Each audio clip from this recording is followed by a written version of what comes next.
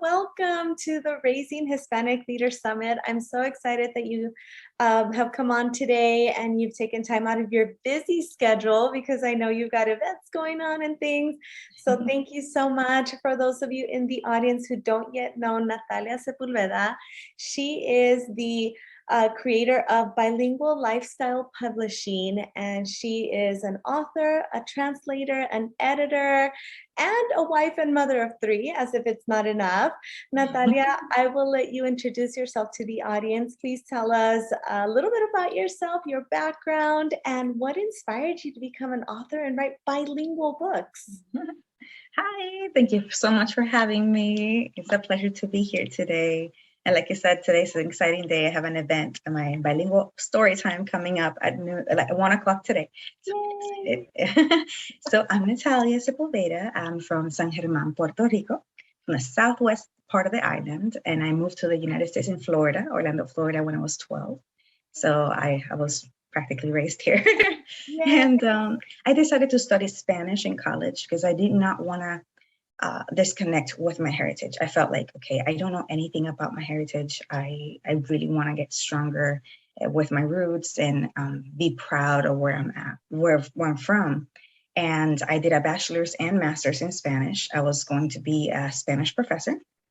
Wow. Spanish literature professor. That's what I really love, like Don Quixote and all the classic literature.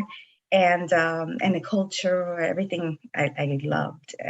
But I did want to be a mom as well. So once the babies came along, I decided to stay home for a little while until that came about. But the Lord provided other resources and other ways for me to go ahead and work.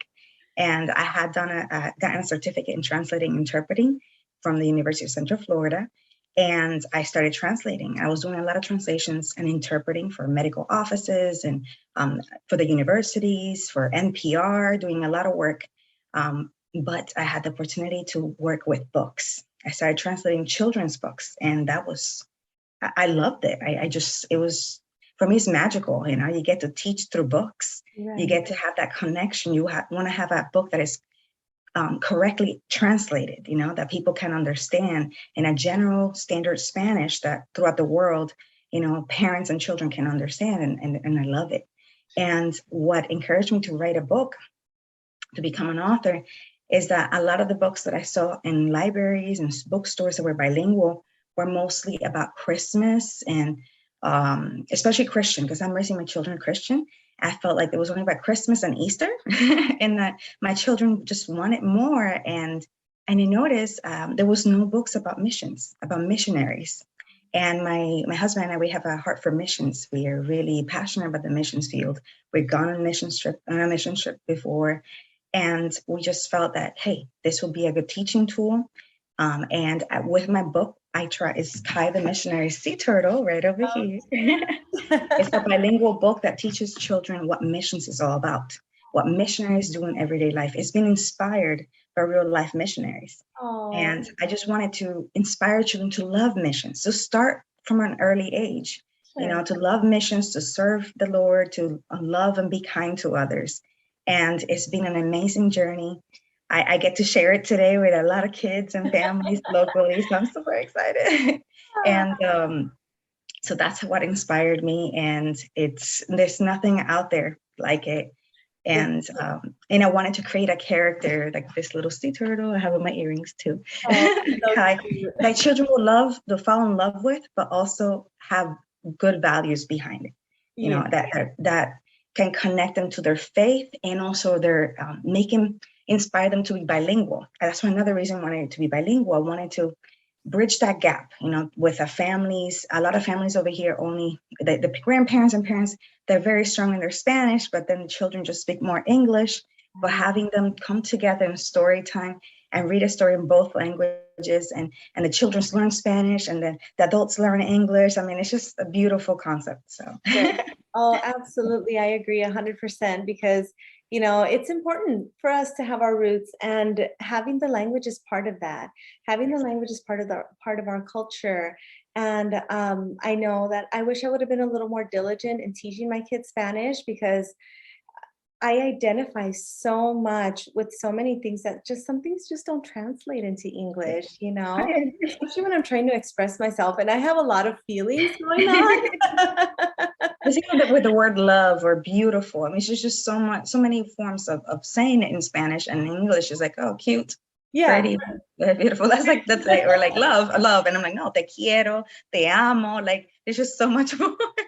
Yes, and it just feels different, right? And it's even expressed in such deep ways, and there are connections there and everything. So I love how you bridge that gap with children, and you really encourage people to, you know, come in, let's do this. We can do this together. So that's beautiful. Thank you so much. And thank you for sharing about Kai the sea turtle, the missionary sea turtle. That book looks so cute.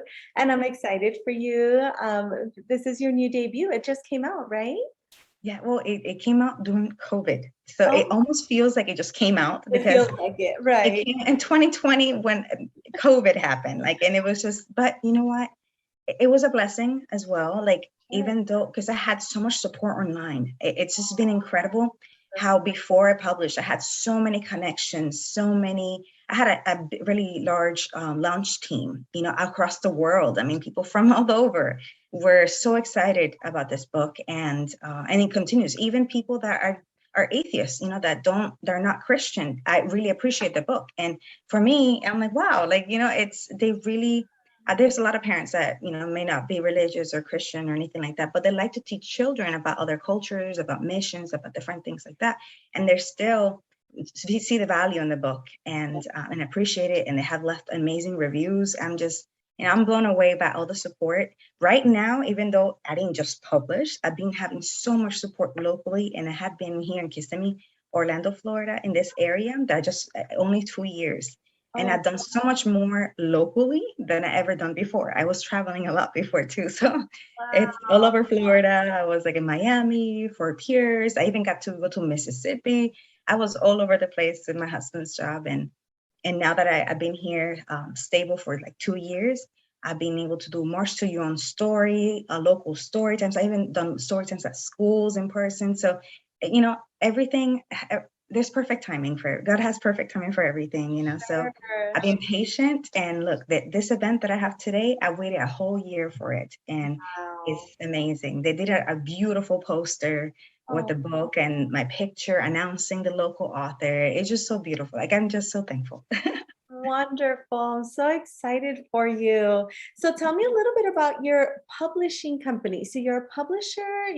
Tell us a little bit about what we can find in your website alone. Yes. So I wanted to include everything in the book on my website, my company. I wanted to have a combination of everything I love. I love, bilingualism, the Christian concept, the faith. I wanted to have everything in one. So I created Bilingual Lifestyle Publishing. I actually started the concept Bilingual Lifestyle as a blog, Oh, and that was before I became an author and everything like that. And before I started translating, and that's where I created that community. That's why I kept the name.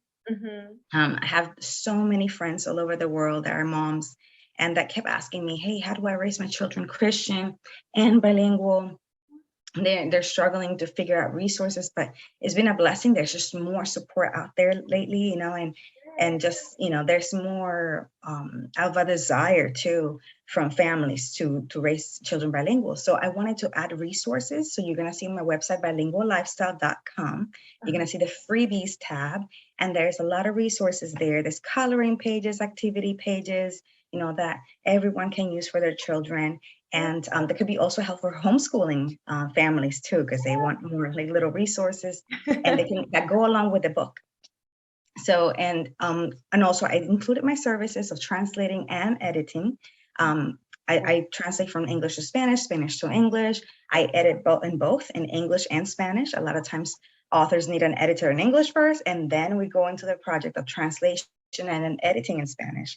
And with everything that I do, I always have someone in my team to take a second look, because Mhm. I know there's so many dialects in Spanish. I Right. always want to make sure that we use the standard as much as possible, if that's the audience that the author is looking for. So a lot of the audience that the authors that I work with are usually for Latin America and the United States. So we keep it as standard as possible, as you can see in the news in Spanish for the most part. And but it's still comprehensible for people that are in Spain, So we try to make sure that we reach the audience that the author desires. So right now I'm working on a series. I did write my second book, but I'm focusing on one baby at a time. I am due next month with my third baby. So it is written, but I wanted to put my whole heart into the second book and I didn't want to rush it.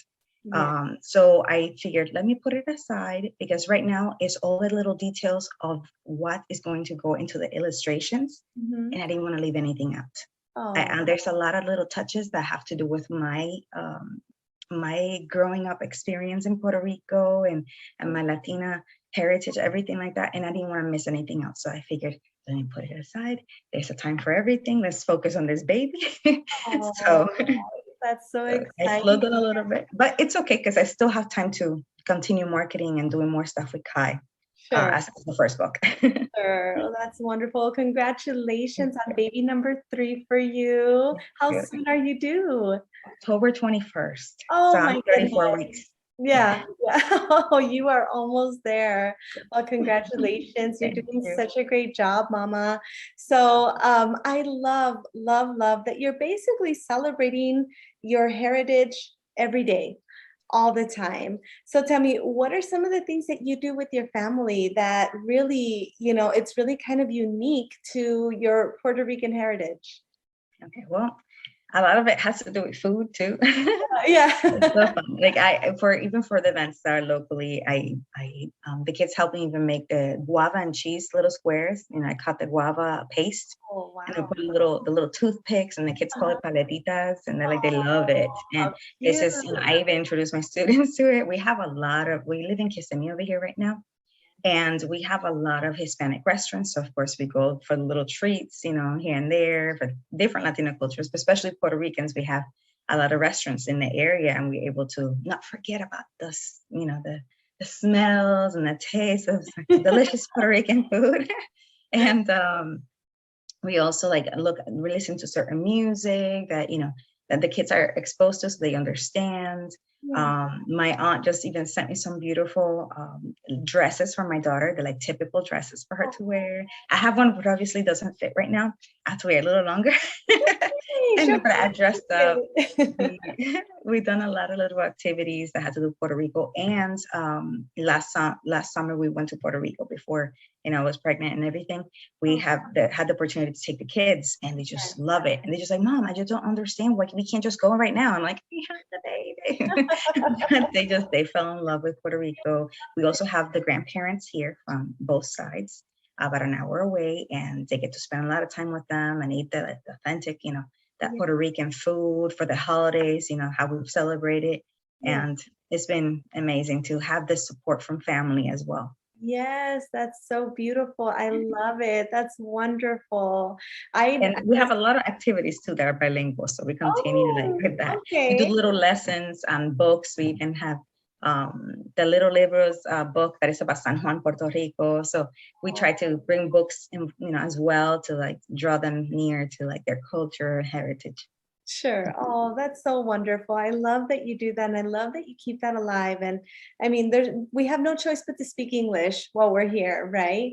But you're keeping all of that, and you're keeping the roots in there, and you're really helping your kids have that sense of identity, that sense of belonging to something and to someone, which I think is so important. And that's really the whole reason for this summit.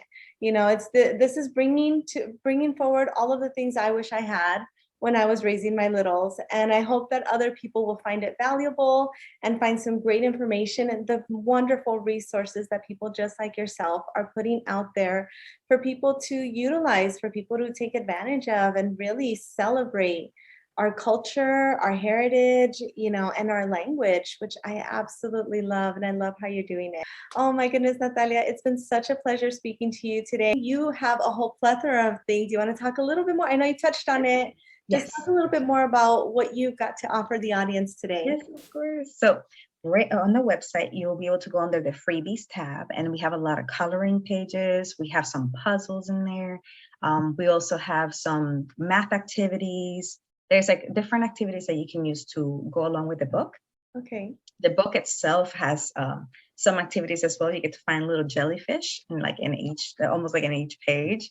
Sure. And so it's really nice to be able to go along with the book. And one of my favorite pages is a bilingual map. So they get to do little lessons. Like a lot of homeschooling families, they even go to the beach and they take some of those sheets, the book, and they do little sensory plays with the little sea creatures in the sand, and there's some pictures of some of the activities that I've done. Also on the blog, you'll be able to find a link to the bilingual song. It's brand new. Okay. And is written by Jairet Quiñones. She was actually one of the missionary youth that we took on a mission trip to the Dominican Republic. That's where a lot of it was inspired from the book, because we were with YWAM, okay, as Youth with a Mission, Juventud con una Misión, and all of these young people used their talents to serve the Lord.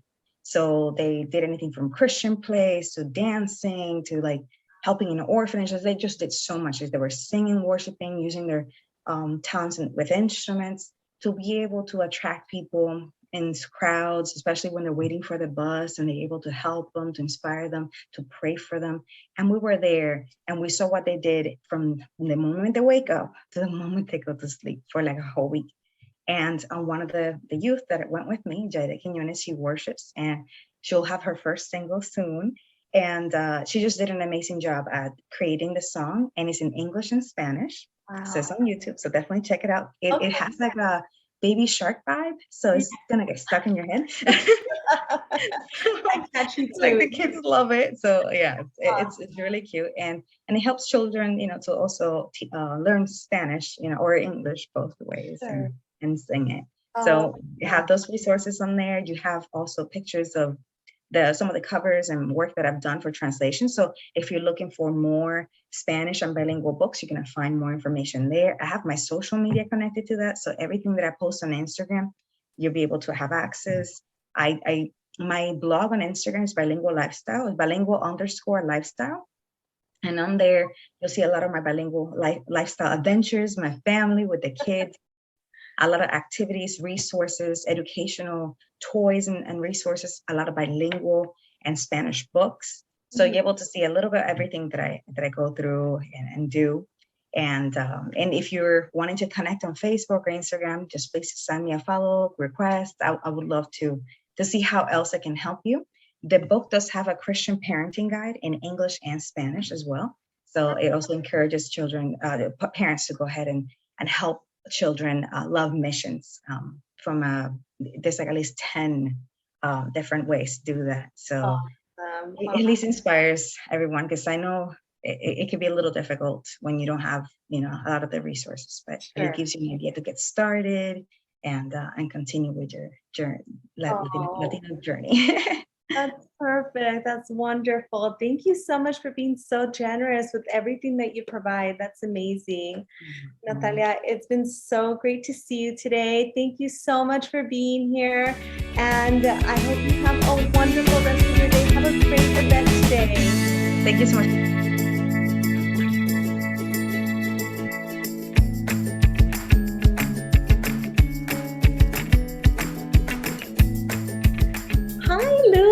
Welcome to the Raising Hispanic Leaders Summit. I'm so excited that you're here. How are you?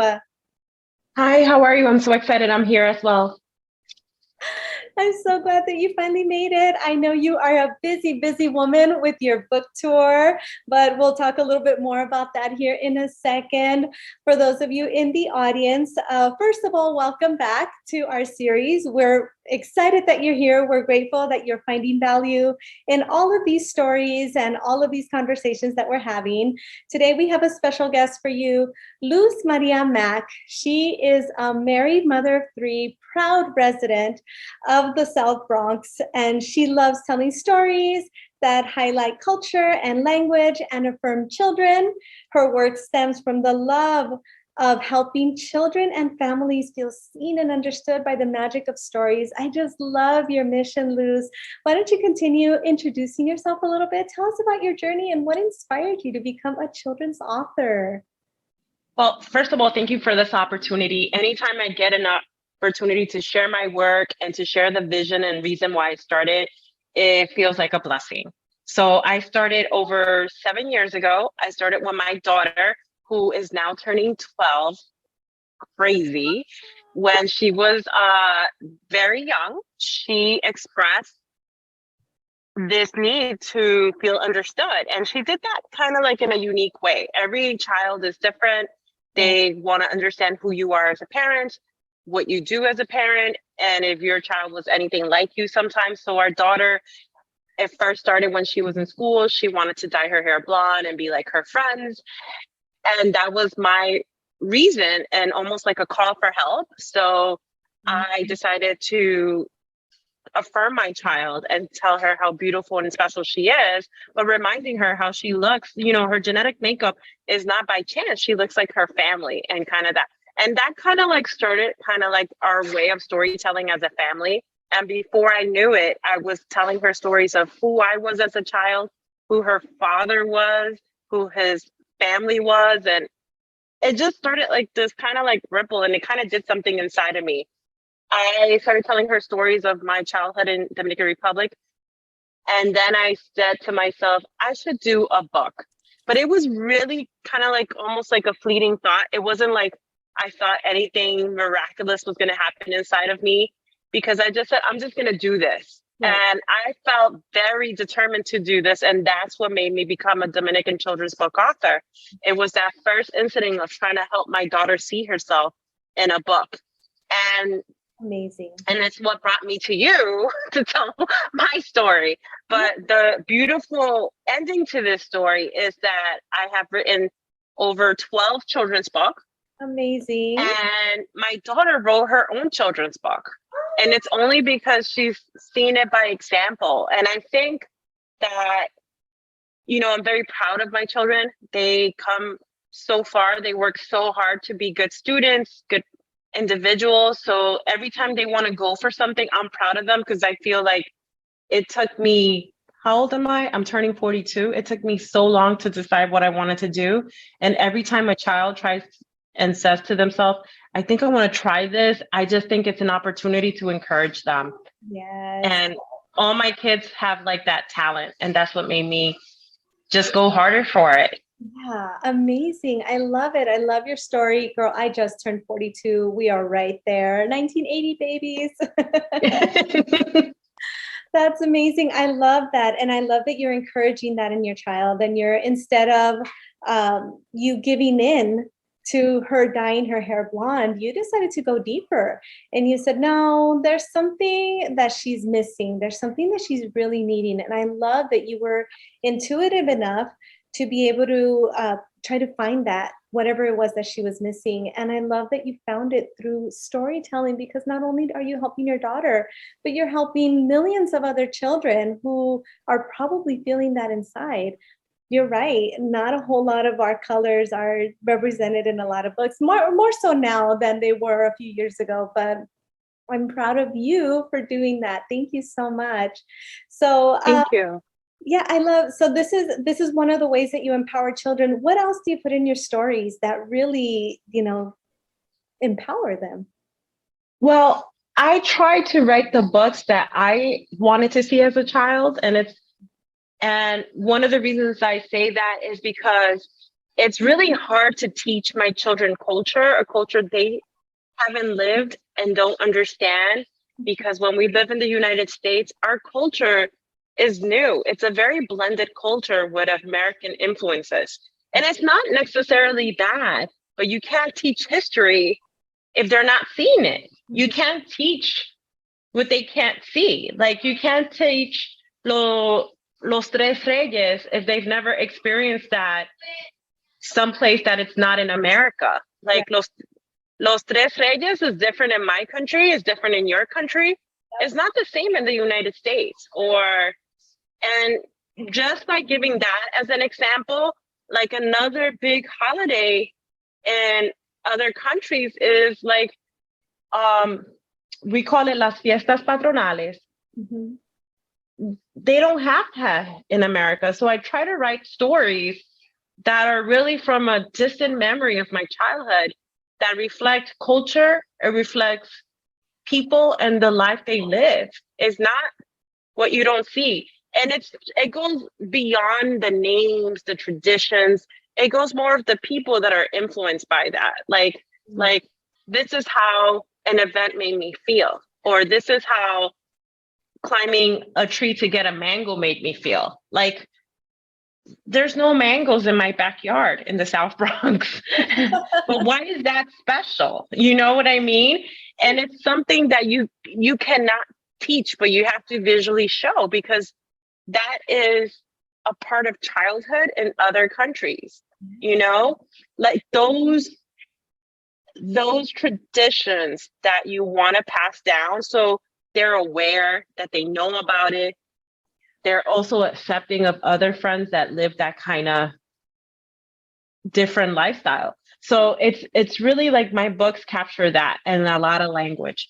I recently wrote a book called Grandpa's Little Star, and it was kind of helping my family deal with the loss of my father-in-law. We recently lost him in January, and it was really important for me to kind of capture that in a children's book.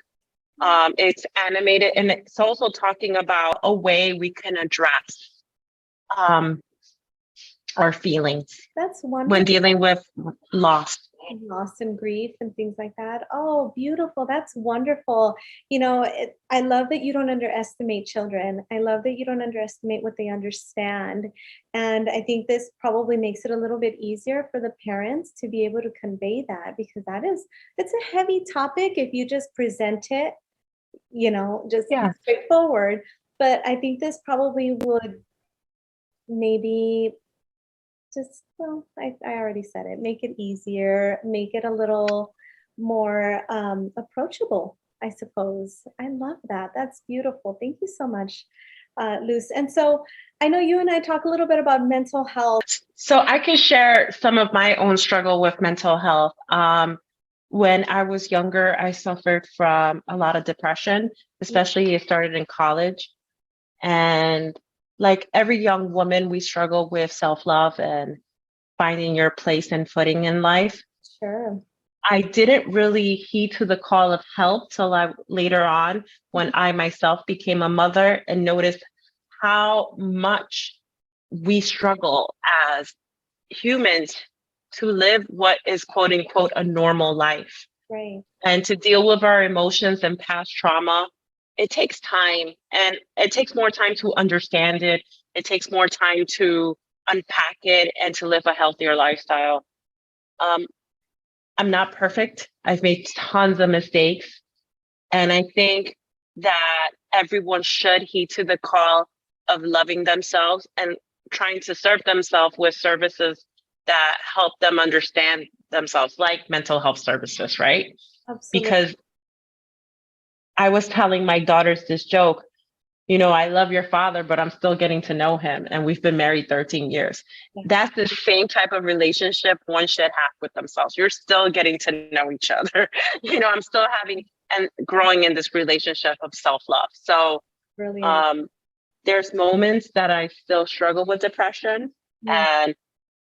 And what is depression? Moments of loneliness, extreme highs and lows at times, sometimes feeling unworthy, questioning many things, reason for living, all the way to why did something happen? It's almost like the woe was me. So I myself, I'm a big believer in therapy. I have a therapist who's amazing. Her name is Anna. Usually see her once a week. But life is hard, and I'm someone that really understands it's hard. Don't shy away from it, and you have to learn from the messiness. Yeah. And what is the messiness is whatever's hurting.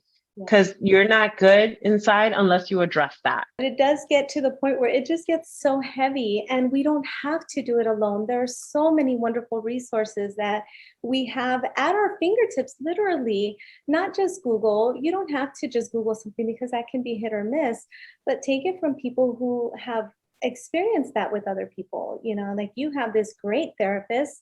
I'm sure you would recommend her if somebody wanted to get that information. I would definitely recommend, especially Latinx community members or any community member, to seek out therapy. For Latinas that want to find a Latina therapist, I will recommend the Latinx therapy group. But for me, it was more important because we deal with mental health in such a wide array here in the Bronx. Yes. Even when you get on the train, you might meet someone that it's really volatile. There's so many amount of people that we see in the streets that are homeless, and you deal with that on a constant basis. And the way we react to it really sets the tone. Also, we grew up in a generation that we were supposed to be grateful for what we had, because the truth of the matter is the generation we grew up lacked access to basic necessities in so many ways. So they were always constantly worried about, do we have a place to live? Do we have money to even buy food? Do we even have appropriate clothing? I still remember, and I don't want to say this to like out someone in my family, but I remember I had a family member that all they could afford was 2 pair of clothes for their child, and they felt very ashamed. Right. But now we're here, we have a little more. I don't want to say we have it all, because we don't. Sure. And now we should really invest in the time to unpack and deal with the trauma. Yes, absolutely. We're not living in those moments of scarcity to that level anymore. But we also have options. We also have resources where we just have to be creative, and we have to be, what's really great about our culture is we really are resourceful. If we really want to, we put our heads down, we can find the things that we need to get us out of any hole that really we dig ourselves into. But yes, absolutely. That was one of the biggest things. If ever I felt sad, I just remember people telling me, you have no reason to be sad. Don't be sad. And I wasn't allowed to feel my feelings. And that was one of the things I really instilled in my children. I was like, you have feelings. If you have feelings for whatever reason, share them. We'll talk it out.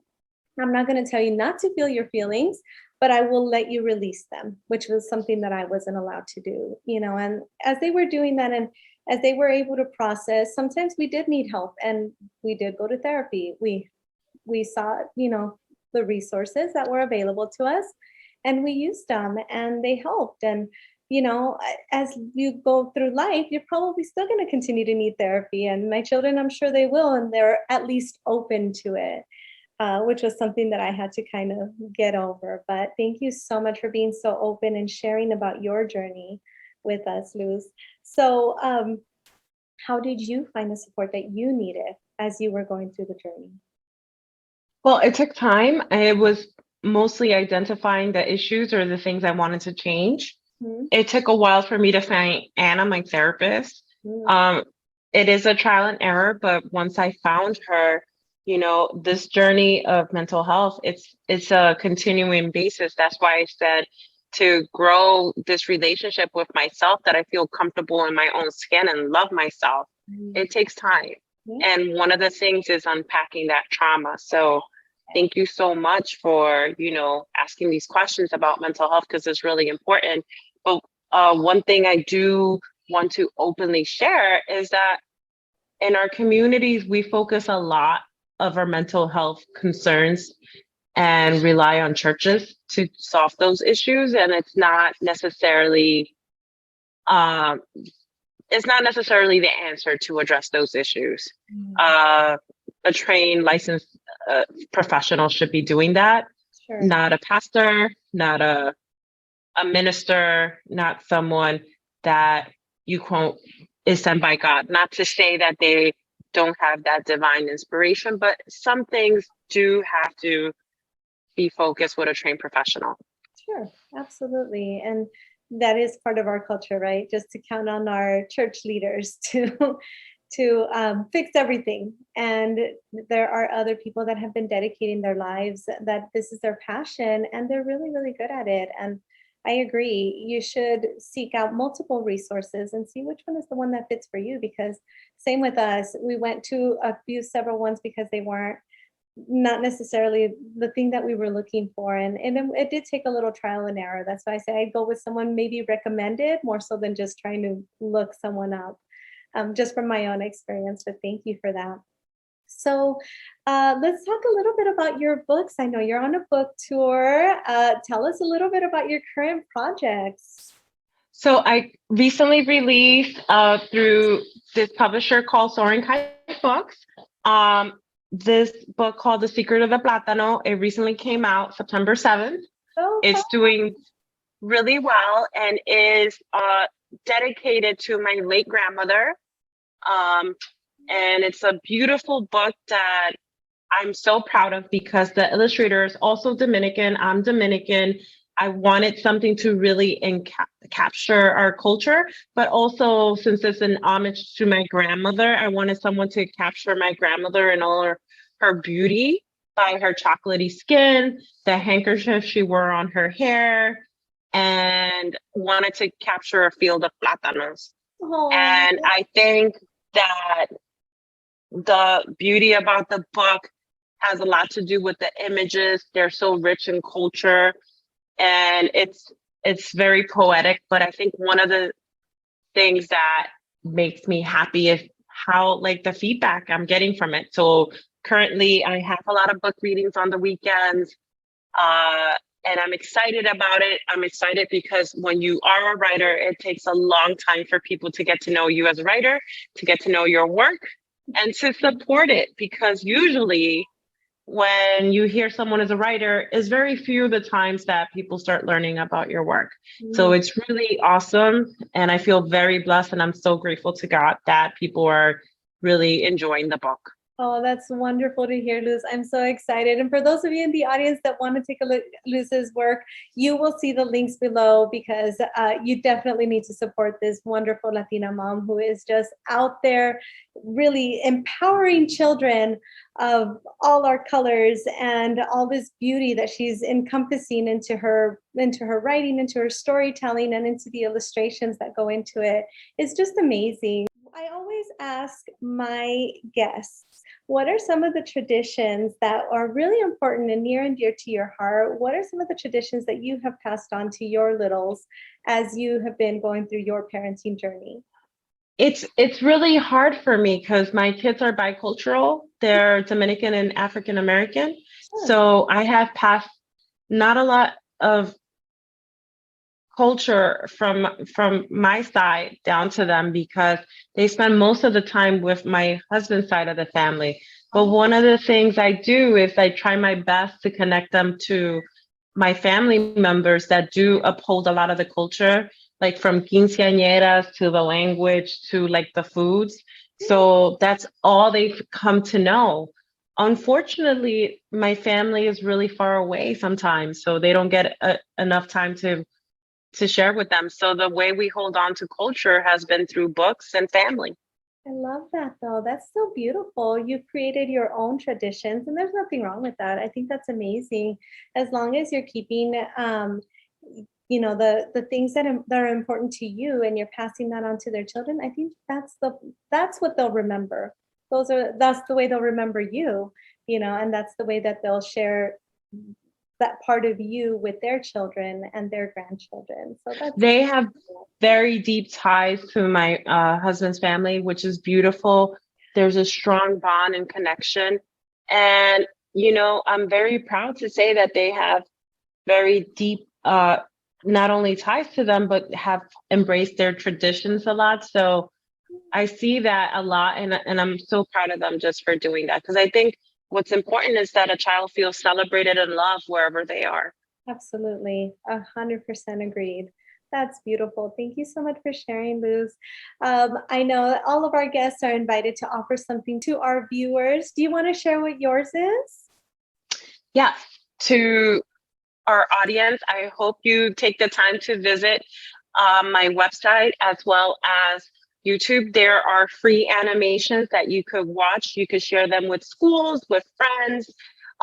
There are over 10 animations, and they feature all my book videos that you could see for free, as well as links to Instagram filters that you could play and share with friends. But the most important thing is that you get to enjoy and relive language and culture just through my books.